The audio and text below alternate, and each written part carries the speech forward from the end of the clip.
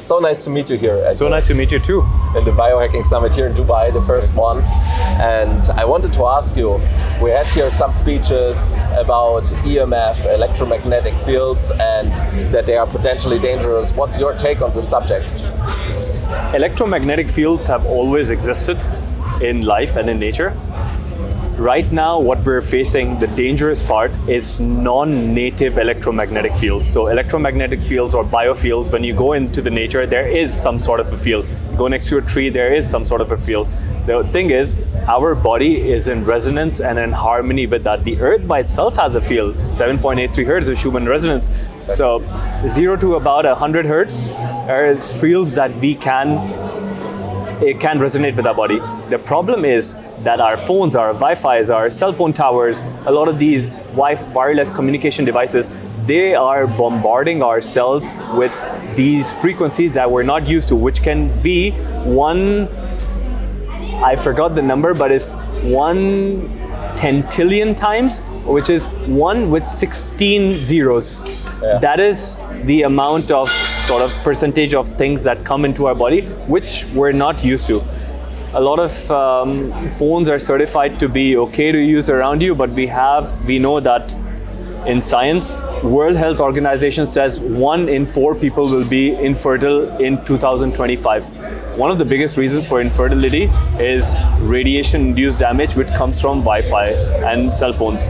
So I think as we're growing with technology is useful, but we need to be cautious.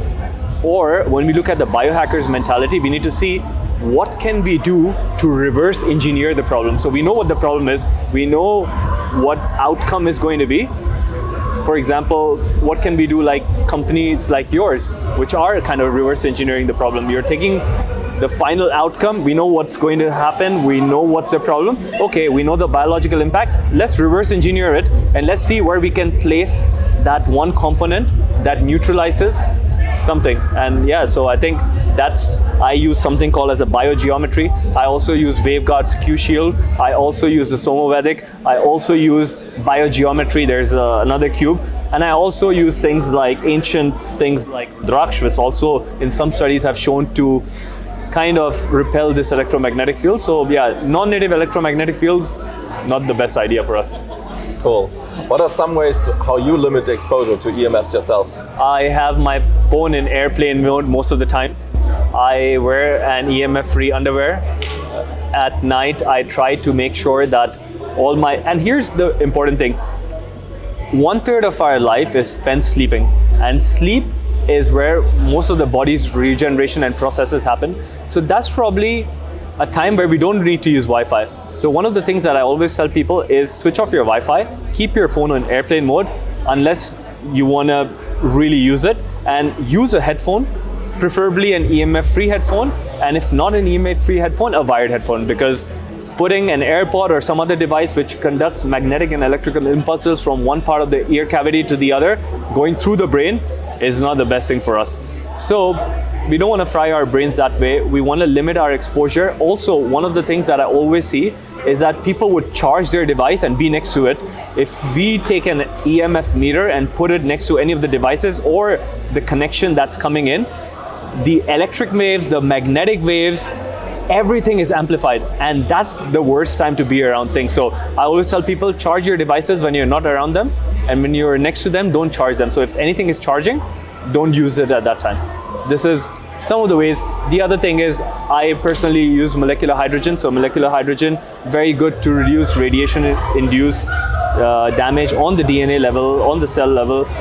Ketone esters, another one that has shown to increase the antioxidant defense mechanism, especially around the mitochondria and in the mitochondria itself. So magnesium, yes. Magnesium as well. One of these, I think these 3 things are very important, and also boosting your NAD levels, because when you have radiation or EMFs, it starts acting on these things called PARP enzymes, poly-ADP ribose polymerase, and these, as soon as the DNA is damaged, PARP goes and fixes the DNA, and the thing that it uses to fix the DNA is NAD. So your PARP enzymes can consume your body's complete use of NAD, and if you don't have any measure to increase NAD, things like you can increase NAD by the salvage pathway, which is consuming more precursors. Niacin is a good one. Nicotinamide is my favorite. Then you have some advanced ones, which are like nicotinamide mononucleotide, NMN, NR.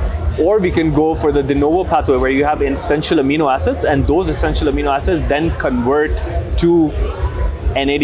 You can take an NAD IV. Yesterday I had an NAD patch, a transdermal patch.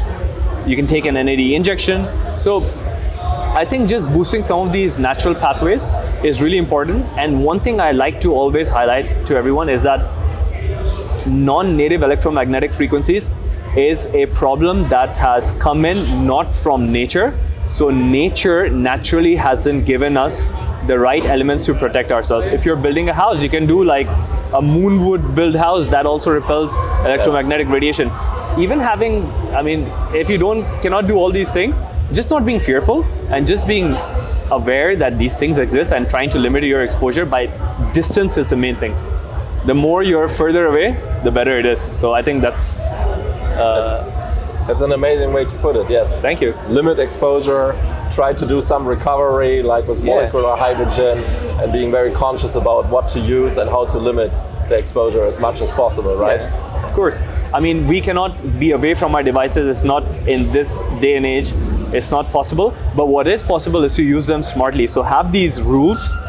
Laptop should never be on your lap. I know it's meant laptop, but it's not meant to be on your lap. You have to keep it away. Don't keep it when it's charging. Be away from it. Try to look at, even when you're like walking around, if you don't use your phone, put it on airplane mode. That's it. This is like one of the most easiest things. Wow. Thank you so much for this ideas. Thank you. It's a pleasure to have you. I'm looking forward to you guys coming and educating us about EMFs and all the keeping us updated on the latest technology, because I really believe in your product and what you're trying to do in this world. So I congratulate you. Welcome to the World Biohacking Conference here in Dubai, and hopefully we meet every year for this conference. We'll do so. Amazing. Thank you so much. Thank you.